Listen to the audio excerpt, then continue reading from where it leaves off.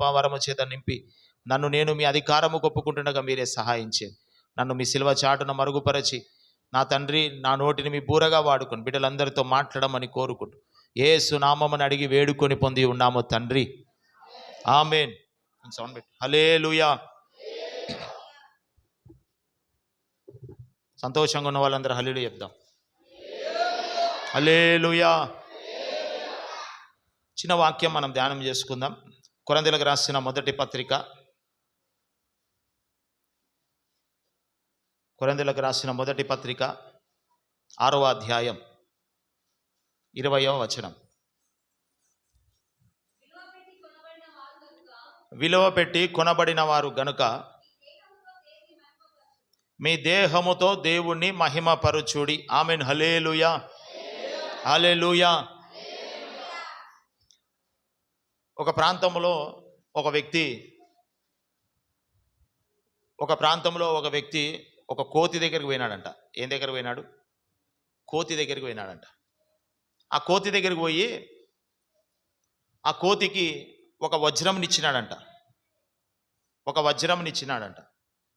ఆ కోతి ఆ వజ్రంని తీసుకొని ఆ వజ్రంని చూసి వాసన చూసింది. ఫస్ట్ వాసన చూసి మళ్ళీ ఇట్లా చూసింది, మళ్ళా వాసన చూసింది, నోట్లో పెట్టుకుని కొరికింది, ఏం కాలే.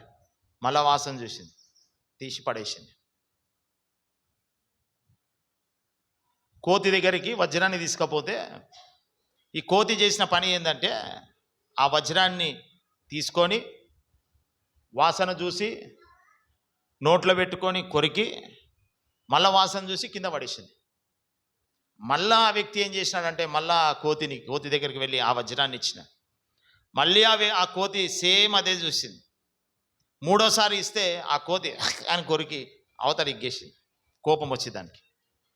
మళ్ళీ ఆ వ్యక్తి ఏం చేసినాడంటే ఒక కొబ్బరి చిప్పని తీసుకుపోయి ఇచ్చినాడంట. ఆ కొబ్బరి చిప్ప కోతి తీసుకొని వాసన చూసి తినుకుంటా కూర్చునిందంట. ఈ ఉదాహరణ ఎందుకు చెప్తున్నానంటే విలువ పెట్టి కొనబడిన వారం. విలువ. ఈరోజు మన అంశం విలువ. ఏమంశము? విలువ. మనుషులమైన మనము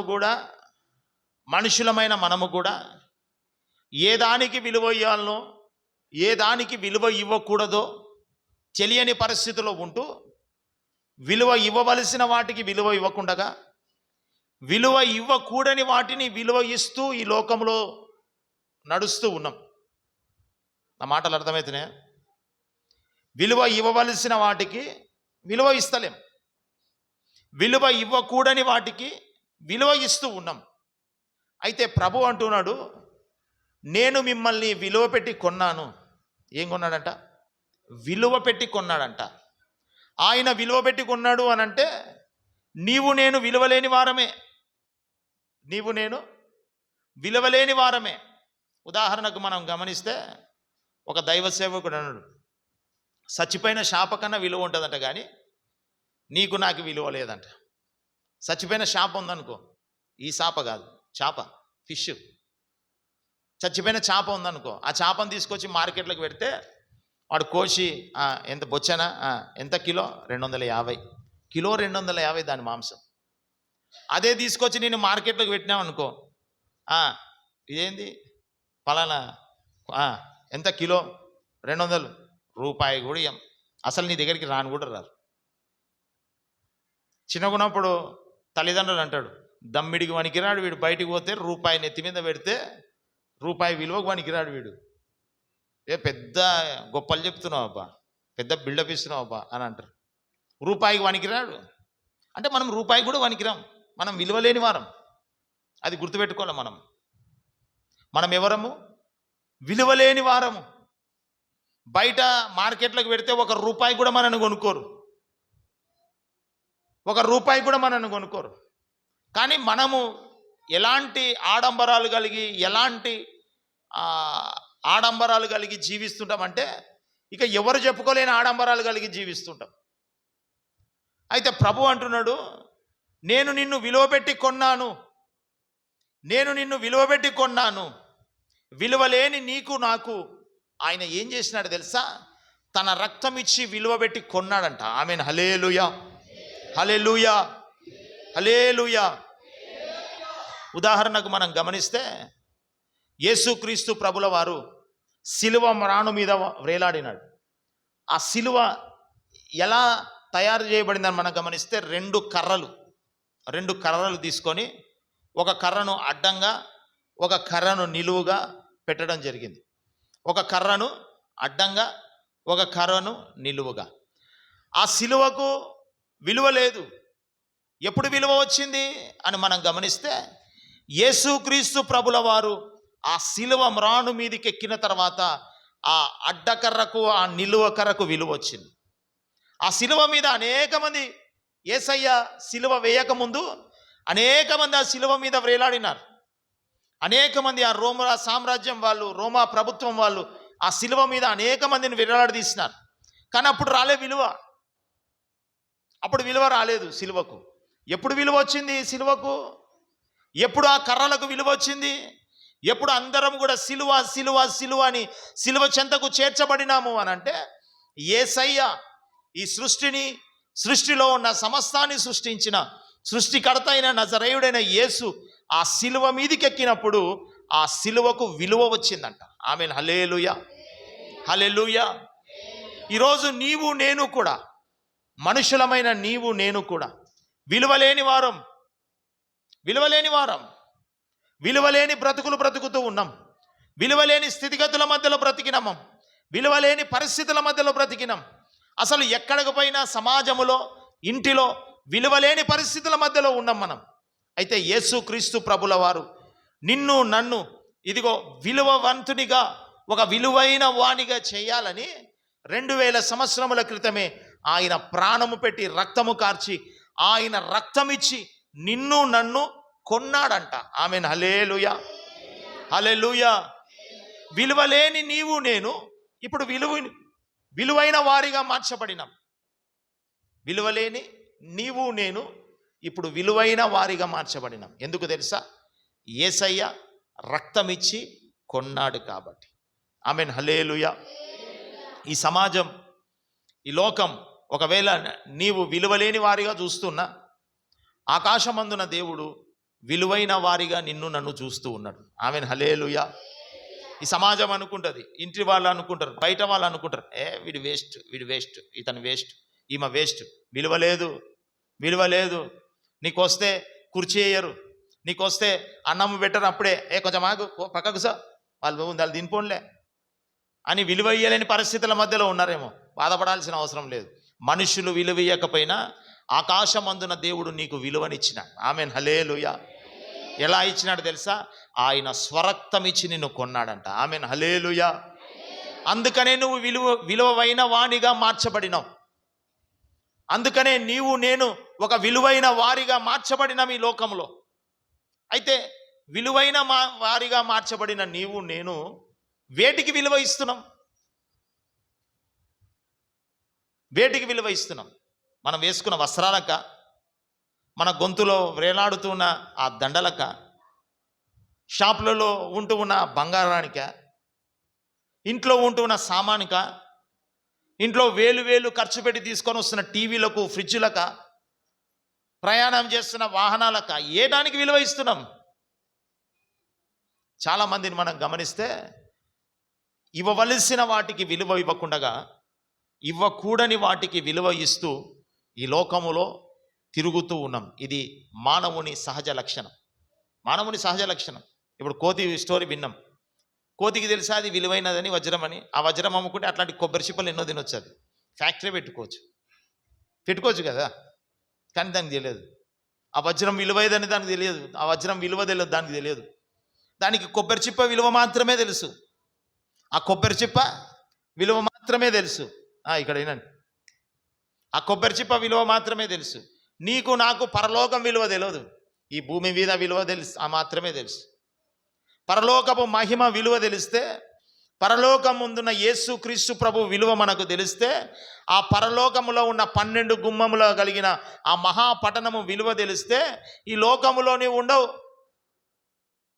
ఎప్పుడు కూడా ఆ పరలోకానికి వెళ్ళిపోతే బాగుంటుండే కదా, దేవుని సన్నిధానం అనుభవిస్తే బాగుంటుండే కదా అని ఆశపడుకుంటూ పరిగెత్తుకుంటూ వస్తావు. విలువ తెలియదు మనకి. మనం కూడా కోతి లాంటి వాళ్ళమే. మనం ఎవరమంట మనం కోతి లాంటి వాళ్ళమే. అందుకనే సగం కటింగ్ చేసుకు. ఇగో ఇటు చూడు, చిక్రిగాడు ఎట్లా చేసుకున్నాడు.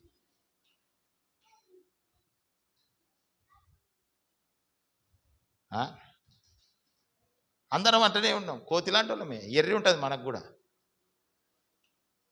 కోతికి కొంచెం ఎర్రి ఉంటుందంట, కాసింత ఎర్రి ఉంటుందంట. అట్లాంటి ఎర్రిలోనే మనం కూడా.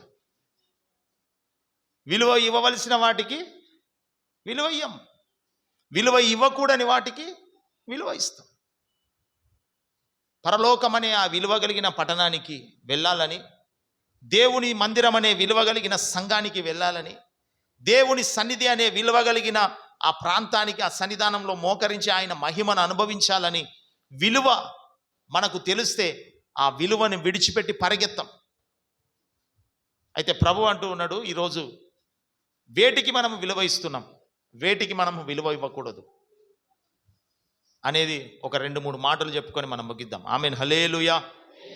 నా మాటలు అర్థమవుతున్న వాళ్ళందరూ 2 చేతులు హల్లెలూయా చెప్దాం. హల్లెలూయా. ఒక చిన్న మాట చదువుదాం. అపోస్తల కార్యములు 5వ అధ్యాయం 29వ వచనం.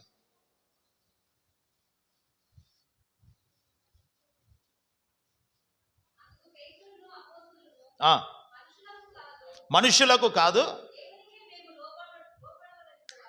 దేవునికే మేము లోబడవలెను కదా. ఆమేన్, హల్లెలూయా. మనుషులకు కాదు మేము విలువ ఇవ్వాల్సింది, దేవునికే మేము విలువ ఇవ్వాలా. దేవుని సన్నిధానానికి మేము విలువ ఇవ్వాలా. మనుషులకు కాదు. మనుషులు మమ్మల్ని ప్రాణం పెట్టి కొనలేదు. మనుషులు మమ్మల్ని రక్తం ఇచ్చి కొనలేదు. మనుషులు డబ్బు ఉంటే విలువ ఇచ్చినారు. మనుషులు డబ్బు లేకపోతే విలువ లేని వారిగా ఒక వెంట్రుక వలె తీసి పక్కపడేసినారు. అదేంది మనము కూరలో ఏందంట, ఉప్పు కాదు, కరేపాకు. కూరలో కరేపాకులాగా ఒక్కడ పక్కపడేసినారు. అదే డబ్బు ఉంటే ఈగల వలె గుయ్యి అని చక్కెరకు బెల్లంకి ఈగలు ఎట్లా వాళ్తాయో అట్లా వాళ్తుండ్రి. అబ్బాబ్బాబ్బా మావోళ్ళు అక్క వదినే బావ, అక్క వదినే బావ అని డబ్బు ఉంటే విలువ ఇస్తారు మనుషులు. డబ్బు లేకపోతే విలువ ఇయ్యరు. నీకు ఆస్తులుంటే విలువ ఇస్తారు మనుషులు. ఆస్తులు లేకపోతే విలువ ఇయ్యరు. నీకు డబ్బు ఉందనుకో, నువ్వు ఎప్పుడెప్పుడు ఇంటికి వస్తావా అని మొదట కార్డు నీకే ఇస్తుంది, మొదట ఫోన్ నీకే వస్తుంది. ఎప్పుడెప్పుడు వస్తావాక, ఎప్పుడెప్పుడు వస్తావాక, ఇంకా ఎక్కినావా ఎక్కు ఎక్కు ఎక్కు అని ఇదే ఫోను. అదే డబ్బు లేదనుకో, వచ్చినావా, ఒకటే వస్తావా, ఎప్పుడు వస్తుంది, సరేలే అడుగు. అవునా కదా? సత్యమా అబద్ధం? సత్యమేనా? సత్యమే. అందుకని అపోస్తలుడైన పౌలు అంటూ ఉన్నారు, మనుషులకు మేము విలువ ఇవ్వమప్పా. ఎందుకు ఇవ్వాలా? మా దేవునికి మేము విలువ ఇస్తాం. ఆమేన్, హల్లెలూయా. మనుషులు ఒకటి ఉంటే మా దగ్గర విలువను చూసినారు, అది లేకపోతే విలువ లేని వారిగా చూసినారు. కానీ మా దేవుడు అది ఉన్నా లేకపోయినా, మేము ధనవంతులమైనా, మేము బీదవారిమైనా, మేము దరిద్రులమైనా, మేము అడుక్కుని తినేవారిమైనా, మేము మంచి వస్త్రాలు వేసుకున్నా, చినిగిపోయిన వస్త్రాలు వేసుకున్నా, మా దేవుడు మాకు విలువనిచ్చినాడు. ఆమేన్, హల్లెలూయా, హల్లెలూయా. అందుకనే మేము యేసు మాట గురించి మాట్లాడతాం. అందుకనే మేము యేసయ్య దగ్గరికి వస్తాం అని ఎవరు అంటున్నారు? అపోస్తలుడైన పౌలు గారు అంటూ ఉన్నారు. ప్రియ సంగమా, ఈరోజు నువ్వు ఆ మాట మాట్లాడతావా? ఈరోజు నేను ఆ మాట మాట్లాడతామా? నీకు విలువ ఇచ్చింది యేసుక్రీస్తు ప్రభు అని మర్చిపోతూ ఉన్నావు. నీకు విలువ తెచ్చింది యేసయ్య అని మర్చిపోతూ ఉన్నావు. నీకు విలువని ఒక విలువైన వాణిగా ఈ లోకములో నిన్ను యేసయ్య నిలవబెడితే, విలువైన వాణిగా నిన్ను నిలబెట్టిన యేసయ్య దగ్గరికి పరిగెత్తకుండగా, విలువ లేని వాటి కొరకు నువ్వు పరిగెత్తుకుంటూ ప్రయాసపడుతున్నావు, అలసిపోతున్నావు, సొమ్మసిల్లిపోతున్నావు. విలువైన యేసయ్య రాజ్యానికి వెళ్ళకుండగా, విలువైన యేసయ్య వైపు చూడకుండగా, విలువైన యేసయ్య పరలోకపు మహిమను అనుభవించకుండగా, ఈ లోకములో ఉన్న దరిద్రం, ఈ లోకములో ఉన్న పెంటను, ఈ లోకములో ఉన్న కంపునేసుకొని తిరుగుతున్నాం మనం. ఈ లోకమును కంపునేసుకొని తిరుగుతూ ఉన్నాం. ప్రభు అంటున్నాడు ఈరోజు, దేనికి విలువ ఇస్తున్నావు? దేనికి విలువ ఇస్తున్నావు? విలువ ఇవ్వవలసిన వాటికి, ఇది మర్చిపోకూడదు మనం, విలువ ఇవ్వవలసిన వాటికి నువ్వు నేను విలువ ఇస్తలేము, విలువ ఇవ్వకూడని వాటికి విలువ ఇస్తూ ఉన్నాం. అయితే ప్రభు అంటున్నాడు మనము దేనికి విలువ ఇవ్వాలి. ఒక 2-3 మాటలు చెప్పుకొని మనం ముగిద్దాం. చదువుదాం. మొదటి మాట నిర్గమకాండం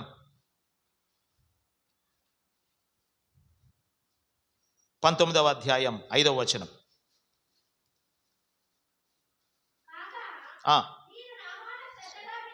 కాగా మీరు నా మాట శ్రద్ధగా విని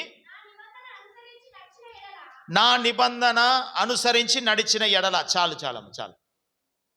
ఈరోజు ప్రభు అంటూ ఉన్నాడు, నువ్వు వేటికి విలువ ఇయ్యాలా? యేసు క్రీస్తు ప్రభుని నమ్మినాం, అందరం నమ్మినామే కదా, నమ్మినామా లేదా? చేతులు లేపండి. నమ్మిన వాళ్ళు, యేసు ప్రభు గురించి తెలుసుకున్న వాళ్ళందరూ చేతులు లేపండి. యేసు ప్రభు నమ్మినాం కదా అందరం. అయితే ప్రభు అంటున్నాడు, ఈరోజు నీవు దేనికి విలువ ఇవ్వాలి అని అంటే, దేవుని మాటకు విలువ ఇవ్వాలా. ఏ మాటకి? దేవుని మాటకు విలువ ఇవ్వాలా. ఉదాహరణకు మనం గమనిస్తే, ఇశ్రాయేలు ప్రజలను 430 సంవత్సరాలు బానిసత్వము నుండి, ఐగుప్తు అనే బానిసత్వము నుండి, ఐగుప్తు అనే రోగము నుండి, ఐగుప్తు అనే శ్రమల నుండి, ఐగుప్తు అనే బంధకముల నుండి దాదాపు 6 లక్షలకు పైగా కాల్బలం కలిగిన మనుషులందరినీ కూడా దేవాది దేవుడు పాలు తేనెలు ప్రవహించు దేశానికి తీసుకొని వస్తూ ఉన్నాడు. తీసుకొని అరణ్యంలో నడిపిస్తూ ఉండగా దేవాది దేవుడు మోషేతో అన్నాడు, ఇదిగో మోషే, ఆ సీనాయి పర్వతం మీదికి రా అని అంటే, ఇశ్రాయేలు ప్రజలందరినీ కూడా పాలెంలో ఒక దగ్గర పెట్టి, మోషే గారు ఒక దగ్గర పెట్టి, ఇదిగో ప్రభు నన్ను పిలుస్తూ ఉన్నాడు, నేను పైనికి వెళ్ళి వస్తా, అంతవరకు మీరు జాగ్రత్తగా ఉండండి, మీకు ఏమైనా సమస్యలు వస్తే ఇదిగో మా అన్న అహరోన్ ఉన్నాడు కదా, అహరోన్ దగ్గరికి వెళ్ళండి, ఆయన మీ సమస్యలని తీరుస్తాడు అని చెప్పి, పరిష్కరిస్తాడు అని చెప్పి మోషే గారు ఏం చేసినాడంటే సీనాయి కొండ మీదకి ఎక్కిండు. ఆ సీనాయి పర్వతం మీదకి ఎక్కిన తర్వాత ఆ పర్వతం మీద దేవాది దేవుడు మాట్లాడుతూ ప్రత్యక్షపు గుడారం గురించి మాట్లాడుతూ, వచ్చిన ఇశ్రాయేలు ప్రజలు ఎలా ఉండాలి, ఏమి చేయాలి, ఎలా నడుచుకోవాలి, ఎలా ఉంటే నాకు ఇష్టము, నా మాట ఎలా వినాలి అనేది అవన్నీ కూడా ఒక్కొక్కటి పూసగుచ్చినట్లు మోషే గారికి వివరిస్తూ ఉంటే, అన్ని ఆ వివరించే రోజులన్నీ కూడా గమనిస్తే ఆయన పైనకి వెళ్ళి 40 రోజులు పట్టిందంట. ఎన్ని రోజులైంది? నెల 10 రోజులు అయిపోయింది పైనకి పోయి. నెల 10 రోజులైంది. పోయేటప్పుడు ఈ సీనాయి పర్వతం మీదకి ఎక్కుతున్నప్పుడు, మోషే గారు ఎక్కేటప్పుడు ఇశ్రాయేలు ప్రజలందరూ కూడా ఆయనను చూసినారు. ఎక్కుతూ ఉన్నాడు, పోయేస్తా, టాటా, బాయ్ మళ్ళీ వస్తా అని చెప్పుకుంటూ పోయినాడు. ఇంకా వస్తలేడే. 1 రోజు పోయింది, 2 రోజులు పోయింది, 3 రోజులు పోయింది, 40 రోజులు దగ్గర అయిపోయింది. ఈ 41 రోజు అహరోన్ గారిని పిలిచి, ఇదిగో బాబు అహరోన్, కొంతమంది ఆ సమాజంలో కొంతమంది, మోషే గారు పర్వతం ఎక్కిపోయినాడు, ఇక కిందికి వస్తలేడు, ఆయన ఎప్పుడు వస్తాడో కూడా తెలియదు, ఇప్పుడు మాకంటూ ఒక దేవుడు కావాలా, మాకంటూ ఒక దేవుడు కావాలా, మాకంటూ ఒక నడిపించే నాయకుడు కావాలా, కాబట్టి మాకు ఒక దేవుని తయారు చేయి అని చెప్పి కొంతమంది ఆ పాలెంలో ఉంటున్న ఇశ్రాయేలు ప్రజలందరూ కూడా అహరోన్ గారి దగ్గరికి వస్తే, ఆయన మీ చేతిలో, మీ చెవులకున్న, మీ ముక్కులకున్న, మీ గొంతులకున్న బంగారం తీసుకురండి అన్నాడు. అందరూ పోయి బంగారం తీసుకొచ్చి పెట్టేసినాం. బంగారం తీసుకొని వస్తే ఆ బంగారంకి పూత పోస్తే ఒక దూడయింది. అది ఏమైందంట? ఒక దూడయింది. ఒక దూడైన తర్వాత అక్కడ నిలబెట్టి, ఇదిగో ఇదే మీ దేవుడు అని చెప్పేసినారు. ఇదే మీ దేవుడు అని అనటానికి ఆ ఇశ్రాయేలు ప్రజల్లో కొన్ని గుంపుల వారు, ఇదే మా దేవుడు, ఐగుప్తు నుండి, మా బాధల నుండి, మా బానిసత్వం నుండి విడిపించినది ఇదే మా దేవుడు అని చెప్పి ఆ ఎద్దు దగ్గరికి వెళ్ళి ఆ ఎద్దుకు పూజలు చేస్తూ, ఆ ఎద్దును పూజిస్తూ, ఆ ఎద్దుని ఆరాధిస్తూ, ఆ ఎద్దు ముందర డ్యాన్సులు ఆడుతూ, ఆ ఎద్దు ముందు మంచి బూరధ్వనులు ఊదుతూ, ఆ ఎద్దు ముందర సంతోషంగా ఎగులాడుతూ ఉన్నారు. ఇదంతా కూడా ఆ సీనాయి పర్వతం మీద ఉన్న దేవాది దేవునికి వినబడి, ఇదిగో నువ్వు కిందికి పో, నువ్వు ఇంకా సాల్గా అని మాట్లాడింది తనకు. తీసుకొచ్చిన ప్రజలంతా ఎట్టెట్టనో ఉన్నారు పో అని అంటే కిందికి వెళ్ళిపోయినారు. కిందికి వెళ్ళిపోయి చూస్తే అక్కడ ఎద్దును పెట్టుకొని ఎద్దును ఆరాధిస్తూ ఉన్నారు. అప్పుడు మోషే గారికి కోపం వచ్చి కొంతమంది లేవీయులను, ఎవరైతే దేవుని పక్షాన ఉంటారో వాళ్ళందరిని కూడా పక్కకు దింపించి వాళ్ళ చేతులకు కత్తులిచ్చి దేవుని మాట వినని వారిని ఇగో పాలెము మొదటి ద్వారము నుండి పాలెము వెలుపటి ద్వారం వరకు నీ అన్న కనబడిన, నీ భార్య ఉన్న, మీ తమ్ముడు ఉన్న, మీ అక్క ఉన్న, నీ కొడుకు ఉన్న చంపేయి అని లేవీయుల చేతులకు కత్తులు ఇస్తే ఆ లేవీయులు పరిగెత్తుకుంటూ ఈ మూల నుండి ఆ ద్వారం వరకు అందరిని కూడా చంపుకుంటూ పోయినారంట. అందరిని కూడా చంపుకుంటూ పోతే ఆ రోజు 3,000 మందికి పైగా చనిపోయినారు. ఆమేన్, హల్లెలూయా, హల్లెలూయా. 3,000 మందికి పైగా చనిపోయినారు ఆ రోజు.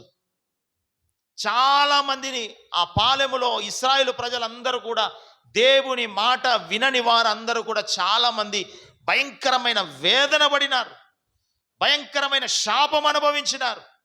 అయితే ఈరోజు ప్రభు అంటూ ఉన్నాడు, దేవుని మాటను వినాలి.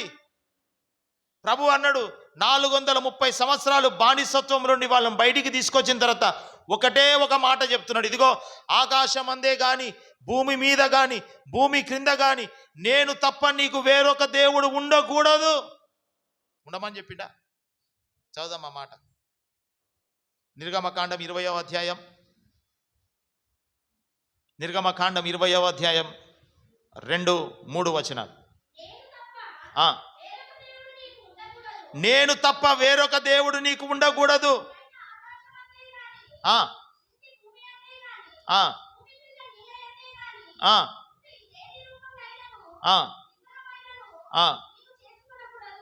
ఆమేన్, హల్లెలూయా.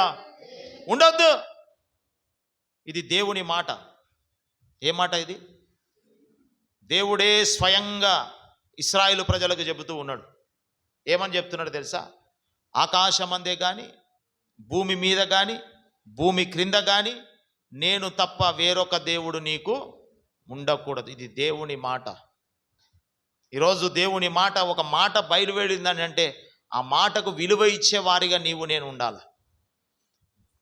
ఇశ్రాయేలు ప్రజలను ఎర్ర సముద్రము చీల్చి ఆరిన నేల మీద నడిపించిన దేవుడు అయినా కూడా దేవుని మాట లెక్క చేయలేదు. ఈరోజు సంగమా, నేను దేవుని మాటను వింటూ ఉన్నామా? దేవుని మాటను వింటూ ఉన్నామా? ఆకాశం అందే కానీ, భూమి మీద కానీ, భూమి క్రింద కానీ నేను తప్ప నీకు వేరే దేవుడు ఉండకూడదు అని ప్రభువు అంటూ ఉంటే మనము వేరే దేవుణ్ణి, వేరే దేవతలని మరి వెతుకుతూ పరిగెత్తుతూ వాటి కొరకు ఆరాధిస్తూ ఉన్నామే. ప్రభు అంటూ ఉన్నాడు, ఇదిగో మీరు అన్య దేశంలో ఉన్నారు, అన్య సంస్కృతిని మీరు ఆచరించొద్దు. అదే సంస్కృతిలో పోతున్నామే. ప్రభు అంటున్నాడు, ఇదిగో ఈ దినము, ఈ పరిశుద్ధమైన దినము ఆచరించండి, పరిశుద్ధంగా ఆచరించండి. ఖచ్చితంగా ఆ దినము ఆచరించాల్సిందే, అంతే. నువ్వు ఎన్ని పనులున్నా, నీకు పెళ్ళిళ్ళున్నా, పేరంటాలున్నా, పెబ్బాలున్నా, ఏ ఉన్నా సరే, ఫంక్షన్లు ఉన్నా సరే,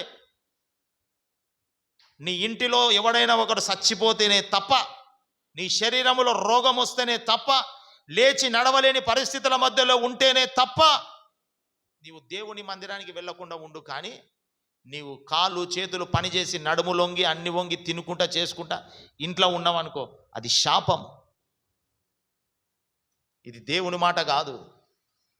ప్రభు అంటున్నాడు, దేవుని మాటకు నువ్వు విలువ ఇస్తున్నావా? యాడిస్తాంలే సార్, కనపడే మనిషికే విలువిస్తలేం, కనపడిన దేవునికి యాడిస్తాం అని నీవు ఒకవేళ అనుకొని పొరపాటు పడి నీ ఇష్టానుసారమైన బ్రతుకుతూ ఉంటే నీకు శాపమే. ఇది శపితమైన కాదు, నేను శపిస్తలే, సత్యం చెప్తున్నా. ఒక మాట చదువుదాం. నిర్గమకాండం 31వ అధ్యాయం 14-16 వచనాల వరకు.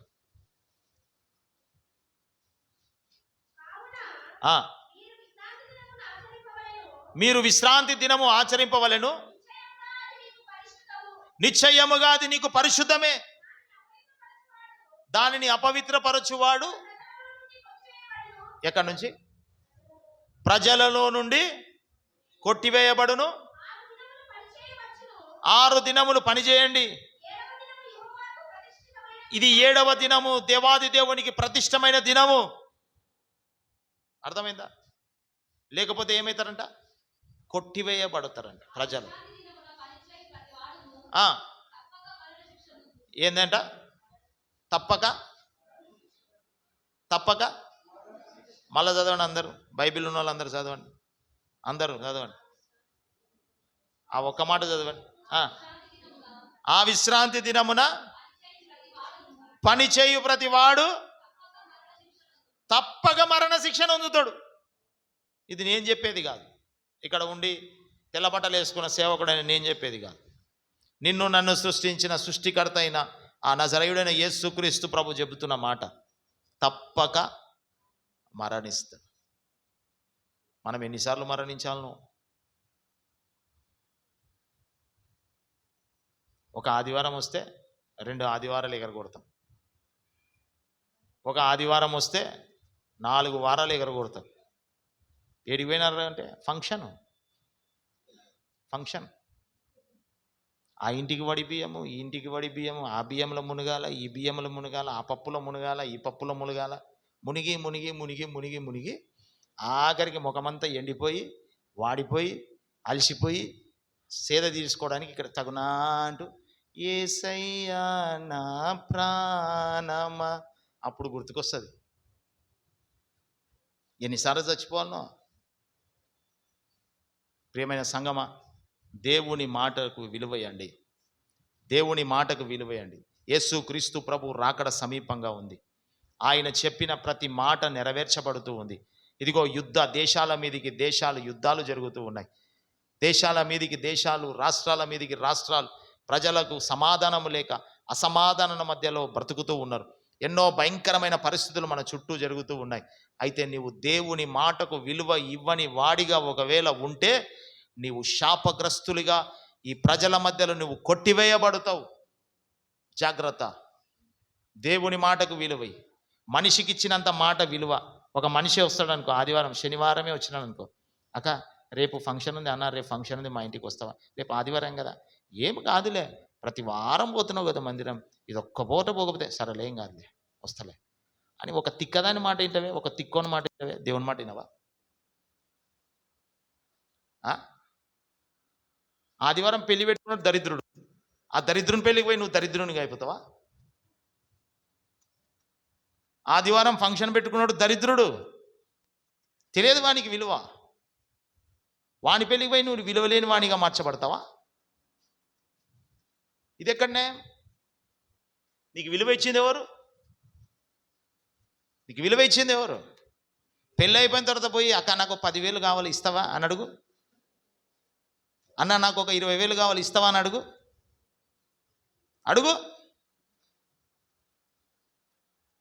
నాకు రోగం వచ్చింది హాస్పిటల్కి పోవాలా పులి అని అడుగు. ఇస్తాడా? మొన్ననే అయిపోయి కదా, నీవే చూస్తేవి ఎంత ఆడంబరంగా చేస్తేమో పెళ్ళి, నీవే చూస్తే ఎంత ఘనంగా చేస్తేమో ఫంక్షన్.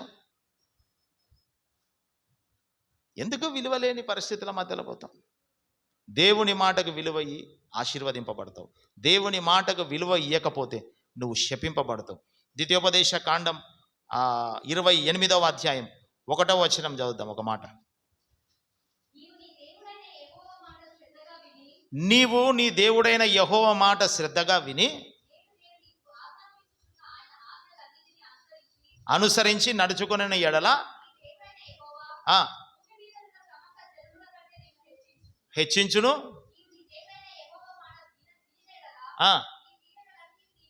ఈ దీవెనలన్నీ నీ మీదకి వస్తాయి.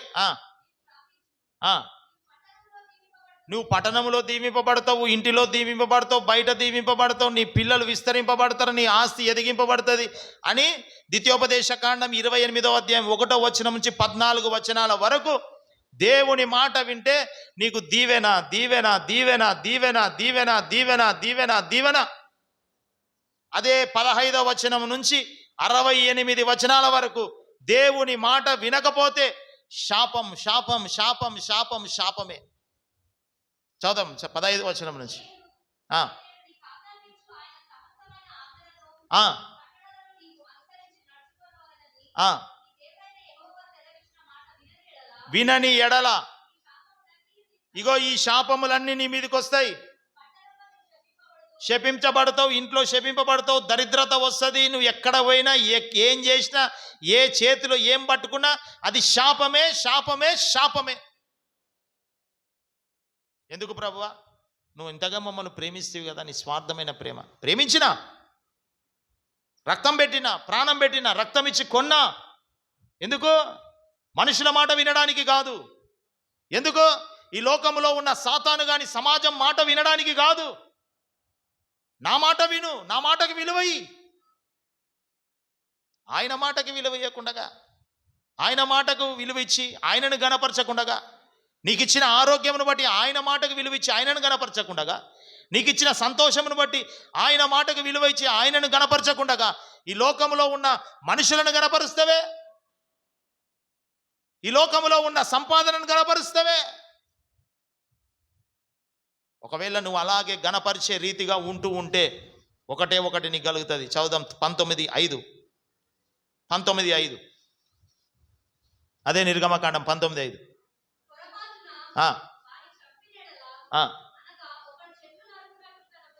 నిర్గమకాండం 19వ అధ్యాయం 5వ వచనం.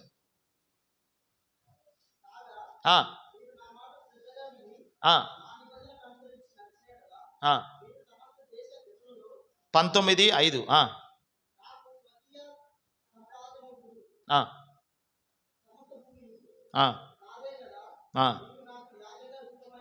19:5 చదువుతున్నావు బ్రదర్.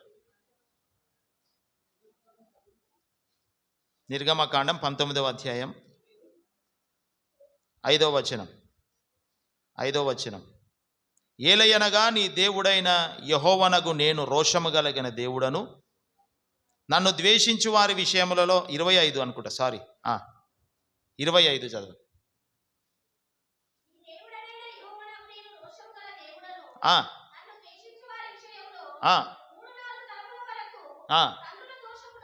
మూడు 4 తరముల వరకు తండ్రుల దోషము కుమారుల మీదికి రప్పించుతూ ఉన్నాను.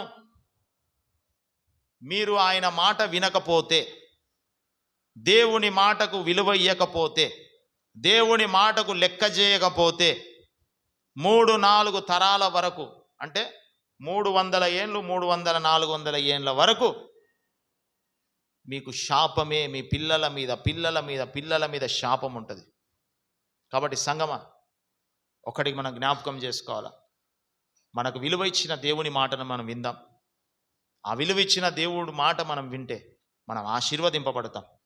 దేవుని మాట వినక 3000 మందికి పైగా మరణించినారు. దేవుని మాట వినక ఎంతోమంది పాపములో, శాపములో బ్రతుకుతూ ఉన్నారు. ఈరోజు పరిశుద్ధాత్ముడు నీకు నాకు హెచ్చరిస్తున్న మాట ఏంటంటే, దేవుని మాటకు మనం విలువ ఇస్తున్నామా? నిన్ను నన్ను రక్షించిన దేవునికి విలువ ఇస్తున్నామా? నీకు రోగం వస్తే నయము చేసే దేవుడు, నీకు కష్టాలు వస్తే ఆ కష్టాల నుంచి విడిపించే దేవుడు, నీకు ఆకలైతే భోజనం ఏర్పాటు చేసే దేవుడు, నీకు ప్రతి సమస్యను తీర్చే దేవుని మాటను నువ్వు లెక్క చేస్తున్నావా లేదా? ఒకసారి ఆలోచన చేద్దాం. ఒకవేళ లెక్క చేయకపోతే ద్వితీయోపదేశకాండం 28వ అధ్యాయం 15 నుంచి 68 వచనాల వరకు మీరు ఇంటి దగ్గరికి వెళ్ళి చదువుకోండి. ఆ శాపాలన్నీ లైన్గా క్యూ కట్టుకొని ఉంటాయి. ఒకవేళ దేవుని మాట వింటే 1 నుంచి 14 వచనాలు చదివితే ఆ ఆశీర్వాదాలన్నీ మీ నెత్తిల మీదికి, మీ ఇంటి మీదికి వస్తాయి. ఆమెన్. హల్లెలూయా, హల్లెలూయా. మొదటగా మనము దేవుని మాటకు విలువ ఇవ్వాలి. రెండవదిగా మనం చదువుకుందాం. ఎఫెసీయులకు రాసిన పత్రిక 5వ అధ్యాయం 22-27 వచనాల వరకు.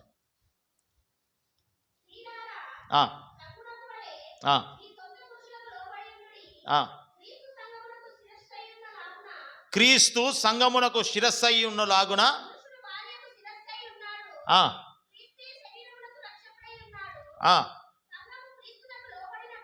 సంఘము క్రీస్తునకు లోబడినట్టుగా. ఆమెన్. చాలమ్మా, నేను చెప్తాను. ఈ వాక్యం అంతా మనం గమనిస్తే రెండవది దేనికి మనం విలువ ఇవ్వాలి అని అంటే సంఘమునకు. దేనికి ఇవ్వాలంట? సంఘమునకు విలువ ఇవ్వాల. దేవుని మాటకు విలువ ఇవ్వాలా, రెండవదిగా సంఘమునకు విలువ ఇవ్వాలా. ఈ సంఘము ఎవరి ద్వారా స్థాపించబడింది అని మనం గమనిస్తే, ఈ సంఘము పరిశుద్ధాత్ముని ద్వారా స్థాపించబడింది. ఈ సంఘము పరిశుద్ధాత్ముని ద్వారా స్థాపించబడింది. ఈ సంఘానికి శిరస్సు నజరేయుడైన యేసుక్రీస్తు ప్రభు. ఎలాగైతే క్రొత్తగా వివాహమైన వాడు పురుషుడు తన తల్లిదండ్రులను విడిచిపెట్టి తన భార్యను హత్తుకుంటాడో, యేసుక్రీస్తు ప్రభువు కూడా ఈ వధువు సంఘమైన, ఈ కన్యక సంఘమైన ఈ సంఘాన్ని దేవుడు హత్తుకుంటాడు. ఈ సంఘము వధువు సంఘము. ఈ సంఘము దేవునికి ఇవ్వబడుతున్న పరిశుద్ధమైన పవిత్రమైన కన్యక. ఈ సంఘం మాట వినాలమును, ఈ సంఘమునికి విలువ ఇవ్వాలా. మా ఇష్టం వచ్చినప్పుడు వస్తాంలే, మా ఇష్టం వచ్చినప్పుడు రోజు రావాలన్నా సార్ మందిరానికి, రోజు రా, ఆశీర్వదింపబడుతుంది. సంఘమును లెక్క చేయకుండా తీసి పాడేసినట్టు పాడేద్దు. సంఘం అంటే దేవుని కన్యక. ఆయన ప్రాణమిచ్చి కొన్నాడు ఈ సంఘమును, విలువ పెట్టి కొన్నాడు ఈ సంఘమును. ఆయన విడిచి వెళ్ళిపోయిన తర్వాత ఈ సంఘము కొరకు రారాజుగా, యేసయ్య వరుడిగా రాబోతూ ఉన్నాడు ఈ సంఘము కొరకు. ఈ సంఘములో ఉంటేనే, ఈ సంఘమునకు విలువ ఇస్తేనే నువ్వు పరలోకానికి ఎత్తబడతావు. సంఘానికి విలువ ఇవ్వకుండా, సంఘములో ఉండకుండా, సంఘ సహవాసంలో అంటుపట్టకుండా, ఎక్కడ పడితే అక్కడ తిరుక్కుంటా, నీకు అవసరం ఉన్నప్పుడు మందిరానికి వచ్చి, అవసరం లేనప్పుడు ఇడిచిపెట్టి, నీకు సమస్యలు ఉన్నప్పుడు మందిరానికి వచ్చి, సమస్యలు లేనప్పుడు ఇడిచిపెట్టి, నీకు బాధలు ఉన్నప్పుడు మందిరానికి వచ్చి కన్నీళ్లు గార్చి సంతోషంగా ఉన్నప్పుడు ఇంటికాడుకుంటే కాదు. కాదు. సంఘము విలువైనది. ఈ కన్యక కొరకు, ఈ పవిత్రమైన సంఘము కొరకు నా యేసయ్య రారాజుగా రాబోతూ ఉన్నాడు. ఆమేన్. హల్లెలూయా, హల్లెలూయా. సంఘము దేవుని కుటుంబము. సంఘము క్రీస్తుతో పోషింపబడుతున్నది. సంఘం ఈ క్రీస్తు యేసుతో పోషింపబడుతున్నది. ఈ సంఘము మాట, ఈ సంఘమునకు నీవేం చేయాలంట? విలువ ఇవ్వాలా. ఆమేన్. హల్లెలూయా, హల్లెలూయా. సంఘమునకు విలువ ఇయ్యకపోతే, సంఘమునకు విలువ ఇయ్యకపోతే వాక్యము సెలవిస్తుంది, ఇదిగో పాతాళపు లోకపు ద్వారాలు సంఘము ఎదుట నిలువ నేరదు. ఎందుకు సంఘము ఎదుట నిలువ నేరదు? పాతాళపు లోకపు ద్వారాలు నీ ఎదుట నిలువ నేరదని అన్నాడా? నీ ఎదుట నిలువ నేరదని అన్నాడా? అనలే. సంఘము ఎదుట నిలువ నేరదు. ఎందుకు తెలుసా? సంఘము యేసు క్రీస్తు ప్రభు శిరస్సు అయి ఉన్నాడు. ఆ సంఘములో ప్రార్థనలు ఉన్నాయి. ఆ సంఘము దేవుని కన్యక. ఆ సంఘము పరిశుద్ధమైనది. ఆ సంఘము పవిత్రమైనది. ఆ సంఘము దేవుని కొరకు ఎదురు చూస్తూ ఉన్న కన్యక. వాక్యము సెలవిస్తుంది, ఈ సంఘాన్ని ఎవరైతే పాడు చేస్తారో వాణ్ణి నేను హత్తుకుంటానడా? పాడు చేస్తా. ఈ సంఘాన్ని ఎవరైతే పాడు చేస్తారో నేను పాడు చేస్తా. ఎందుకు తెలుసా? ఇది నా కన్యక, నా కన్యక, నా కన్యక. ఆయన పెళ్లి చేసుకోబోతున్న కన్యక ఈ సంఘం. ఆయన పెళ్లి చేసుకోబోతున్న ఈ సంఘానికి విలువయ్యవా? ఆయన పెళ్లి చేసుకుంటున్న సంఘానికి విలువయ్యవా? విలువేయకపోతే ఎట్లా? ఏదనుకుంటున్నావు? సంఘం అంటే ఆషామాషిది అనుకుంటున్నావా? ఒక వారంకి టాటా చెప్పి ఒక వారంకి 2 వారాలకు వచ్చేది అనుకుంటున్నావా సంఘం అంటే? ఇష్టానుసారంగా వచ్చి పోవడం అనుకున్నా సంఘం అంటే? సొంతం కట్టుకున్న భర్తనే ఇష్టానుసారంగా వచ్చి పోతూ ఉంటే ఊకుంటాడా భార్యని? ఏం చేస్తాడు? ఏం చేస్తాడు? ఏం చేస్తాడమ్మా? తంతాడంట. కరెక్ట్. తంతుడా నవీన్? తంతాడు. ఒకసారి చూస్తాడు, రెండోసారి ఈపులు ఇమానమే. మామూలు మనిషి అట్లా చేస్తే, నువ్వు ఇష్టానుసారంగా సంఘం గురించి ప్రవర్తిస్తే పరలోకమందున దేవుడు ఎట్టుంటాడు? ఒరే, నేను పెళ్ళాడే కన్యకరా, నువ్వు పవిత్రంగా ఉండరా, పరిశుద్ధంగా రా. ఈ సంఘం అంటే అంత ప్రేమ మన యేసయ్యకు. వధువు కన్యకగా మార్చబోతున్నాం, పవిత్రంగా మార్చబోతున్నాం, ఆయనని ఎదుర్కొనబోతూ ఉన్నాం. ఆ సంఘానికి నువ్వు విలువ ఇవ్వాలా. మొదటిగా దేవుని మాటకు మనం విలువ ఇవ్వాలా. రెండవదిగా దేని కొరకు మనం ఇవ్వాలా? సంఘమునకు విలువ ఇవ్వాలా. మూడవదిగా మనం చదువుకొని ముగిద్దాం. యెషయా పుస్తకం 42వ అధ్యాయం 1వ వచనం. ఇదిగో నేను ఆదుకొను నా సేవకుడు, నేను ఏర్పరచుకొనిన వాడు, నా ప్రాణమునకు ప్రియుడు. ఆమేన్, హల్లెలూయా. విలువ కలిగిన వారిగా మనం ఉండాలా? దేనికి మొదటగా విలువ ఇవ్వాలా? దేవుని మాటకు విలువ ఇవ్వాలా? రెండవది సంఘమునకు విలువ ఇవ్వాలా? మూడవది ప్రాముఖ్యమైనది ఏంటంటే సేవకుని మాటకు విలువ ఇవ్వాలి. ఏమిటికి ఇవ్వాలా? సేవకుని మాటకు విలువ. ఇది ఒక్కటొద్దు సార్ మాకి అని అంటారు. ఇది ఒక్కటొద్దు సార్ మాకి, ఇది ఒక్కటొద్దు. కానీ ప్రభు అంటున్నాడు, ఇదిగో నేను ఆదుకొను నా సేవకుడు, నేను ఏర్పరచుకున్నవాడు, నా ప్రాణమునకు ప్రియుడు. ఎవరి ప్రాణమునకంట? యేసయ్య ప్రాణమునకు సేవకుడు ప్రియుడు. సేవకుడు అంటే దేవుని చేత అభిషేకించబడిన వాడు. సేవకుడు అంటే దేవుని చేత ఎన్నుకొనబడిన వాడు. సేవకుడు అంటే కడుపు కాల్చుకొని విశ్వాసుల కొరకు ప్రార్థన చేసే మంచి మంద కాపరి. ఈ సేవకుడు దేవునికి విశ్వాసులకు మధ్యలో మధ్యవర్తి. ఈ సేవకుని మాట వినకపోతే ఎట్లా? సేవకుని మాటకు విలువ ఇవ్వకపోతే ఎట్లా? అవసరాలు ఉన్నప్పుడు సేవకుడికి ఫోన్లు చేసి ప్రార్థనలు చేయించుకుంటారు. అవసరాలు ఉన్నప్పుడు సేవకుని దగ్గరికి వచ్చి మందిరానికి వచ్చి ప్రార్థనలు ప్రార్థనలు ప్రార్థనలు ప్రార్థనలు అని అంటారు. ఇది చేయొద్దు అని అంటే అదే చేస్తాం. ఆయనకేందులే మస్తు చెప్తాడు.